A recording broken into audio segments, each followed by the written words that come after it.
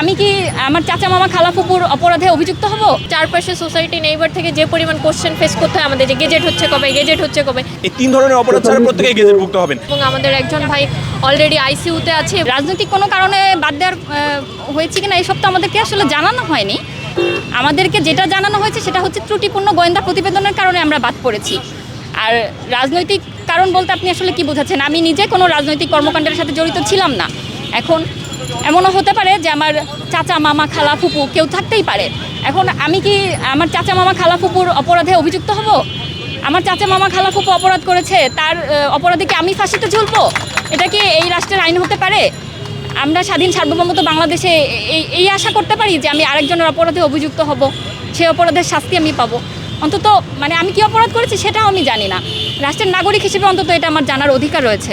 আচ্ছা, আপনারা জানেন আমরা 43তম বিসিএস এর দ্বিতীয় গেজেট থেকে গেজেট বঞ্চিত ক্যাডার অফিসার বৃন্দ 227 জন, যেখানে আমরা প্রথম গেজেট যেটা 43তম বিসিএস এর 15 অক্টোবর প্রকাশ হয়েছিল, সেখানে আমি নিজে গেজেটভুক্ত ছিলাম। আমাদের এখানের অধিকাংশই সে গেজেটভুক্ত ছিল, কিন্তু সম্পূর্ণ অপ্রত্যাশিতভাবে যোগদানের একদিন পূর্বে আমরা জানতে পারি যে আমরা দ্বিতীয় গেজেট প্রকাশ করা হয়েছে সম্পূর্ণ নজিরবিহীনভাবে, যেটা অন্য কোনো বিসিএসে বাংলাদেশের ইতিহাসে ঘটে নাই।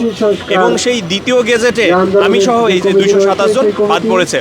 এবং এর পরবর্তীতে আমরা জনপ্রশাসন মন্ত্রণালয়ে যোগাযোগ করলে এবং সংশ্লিষ্ট মহল থেকে আমাদের জানানো হয়েছিল যে আপনারা পুনরায় আবেদন করুন এই পুনরায় ভেরিফিকেশনের, এবং অতি দ্রুত আপনাদের মধ্যে যারা নিরপরাধ বা ত্রুটিযুক্ত ভেরিফিকেশনের কারণে বাদ পড়েছেন এবং এদেরকে অতি দ্রুত মানে গেজেটভুক্ত করে চাকরিতে যোগদানে মানে নিশ্চয়তা প্রদান করেছিলেন। এবং জনপ্রশাসন মন্ত্রণালয়ের সিনিয়র সচিব স্যার জানুয়ারির 9 তারিখে স্পষ্ট করে বলেছিলেন আপনাদের মধ্যে যাদের রাষ্ট্রদ্রোহিতার অপরাধ নাই, আপনাদের মধ্যে থেকে যাদের ফৌজদারি অপরাধ নাই এবং ছাত্র জীবনে কোনো শৃঙ্খলাজনিত কারণে বহিষ্কার অথবা শাস্তির মুখোমুখি যারা হন নাই, এই তিন ধরনের অপরাধ ছাড়া প্রত্যেকেই গেজেটভুক্ত হবেন। এরপর আমরা জানতাম যে জানুয়ারি মাসের 19 তারিখে মাননীয় প্রধান উপদেষ্টা স্যারের দপ্তরে আমাদের গেজেট দানের জন্য একটা সামারি জনপ্রশাসন থেকে ওনার দপ্তরে যায় সিগনেচারের উদ্দেশ্যে, কিন্তু সেই সিগনেচার আলোর মুখ দেখে নাই এখন পর্যন্ত। কেন সেটা আমরা জানি না। এরপরে সেই জানুয়ারি থেকে প্রত্যেকটা মুহূর্ত আমরা আশ্বাস পাচ্ছি যে আমাদের গেজেট দেওয়ার জন্য আমাদের সব কিছু রেডি, আমাদের গেজেট হয়ে যাচ্ছে। এবং সেই আশ্বাসের পর আশ্বাস পেতে পেতে পেতে পেতে এই যে আপনার এখন মে মাস, সেই জানুয়ারি থেকে মে মাস দীর্ঘ সময় প্রতিনিয়ত আমরা আশ্বাস পেয়েছি এবং আমরা হতাশায় নিমজ্জিত হয়েছি। খুব দ্রুত গেজেটের মাধ্যমে আমাদের গেজেটভুক্ত করা হবে। পরবর্তীতে আমরা সব ধরনের পদক্ষেপ নেওয়ার পরেও এবং আমাদের বারবার আশ্বস্ত করার পরেও আমাদের আসলে গেজেটটা নিশ্চিত করা হয়নি এবং তাদের কথার সাথে আসলে সেই কথার বাস্তবায়নটা আমরা পাইনি। এবং অবশেষে আমরা বাধ্য হয়ে আমরা এখানে আমাদের ভাইরা আজকে অনশনে, এবং আমাদের একজন ভাই অলরেডি আইসিইউতে আছে, এবং আমাদের এখানে আমাদের এক ভাইয়ের মা অলরেডি স্ট্রোক করেছেন এবং একজনের বাবা অলরেডি মারা গেছেন। পুলিশ ক্যাডার ছিলেন আমাদের এক ভাই আছেন, ওনার বাবা অসুস্থ হয়ে এই নিউজ শোনার পর অসুস্থ হয়ে যায় এবং কতদিন অসুস্থ থেকে পরবর্তীতে উনি মৃত্যুবরণ করেন আসলে। আর আরেকজনের তো মা অলরেডি স্ট্রোক হয়েছেন। এবং আমাদের প্যারেন্টসদের হেলথ কন্ডিশন আসলে সবারই তো এখন বয়স হয়েছে, যেটা হয় আর কি, সবার হেলথ কন্ডিশন এতটা খারাপ।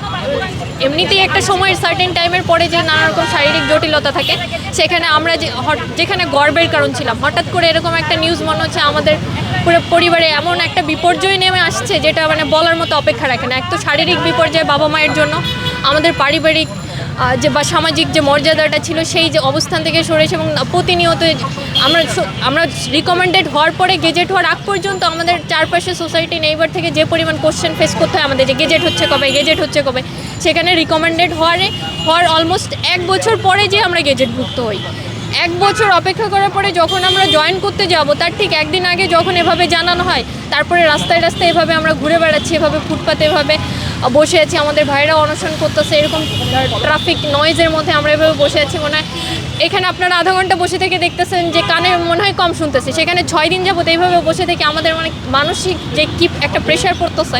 কিন্তু তারপরেও আমরা চাই যে আমাদের আজকের মধ্যে গেজেটটা নিশ্চিত করা হোক। যদি সেটা করা না হয় তাহলে আমাদের স্পষ্টভাবে জানিয়ে দেওয়া হোক যে আমাদের কাকে কী কারণে গেজেট থেকে বঞ্চিত করা হলো। আমি জাতীয় বিশ্ববিদ্যালয় থেকে পড়াশোনা করেছি, কখনোই কোনো রাজনৈতিক দলের সাথে জড়িত ছিলাম না এবং আমার পরিবারের কেউ, ইভেন আমার বংশের মধ্যে কেউ কোনো রাজনীতির সাথে জড়িত নেই। তো আমাকে কি কারণে বাদ দেওয়া হলো, এইটার তো সুস্পষ্ট কোনো কারণ উল্লেখ করা নাই। যেহেতু ওই বিষয়টা আমি জানি যে ফৌজদারি অপরাধ, রাষ্ট্রদ্রোহী অপরাধ, এইসব কোনো অপরাধের সাথে আমার কোনো সংশ্লিষ্টতা নেই এবং রাজনীতি তো কখনোই আমি কোনো দলের সাথে সম্পৃক্ত ছিলাম না। কিন্তু কেন বাধ্য হলো, রাষ্ট্র আমাকে কেন বাদ দিয়ে দিল, সেটা আমি আসলে বুঝি নাই।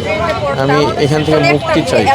আমার এই প্রথম গেজেটেড হয়ে দ্বিতীয় গেজেট থেকে যে বাদ দিল, এটা আমার সাথে আমি মনে করি খুবই অন্যায় করা হয়েছে। আমি এর থেকে মুক্তি চাই ভাই।